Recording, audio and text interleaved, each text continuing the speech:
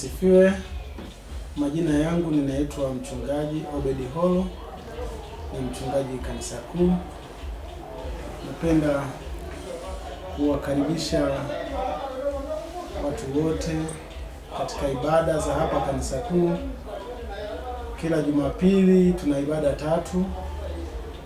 Ibada ya kwanza inaanza saa 12 kamili mpaka saa 1, na ibada ya pili tunaanza saa 1:30 mpaka saa 4:30. Saa 4:30 tunaanza ibada nyingine ambayo inaisha saa 6:30. Kwa hiyo nichukue nafasi kuwakaribisha sana watu wote kwa ajili ya kumsifu Mungu, kumwabudu Mungu, na Mungu akiinuliwa maisha yetu yanainuliwa. Kwa hiyo nichukue nafasi hii kuwakaribisha pia katika vipindi mbalimbali ya katikati ya juma.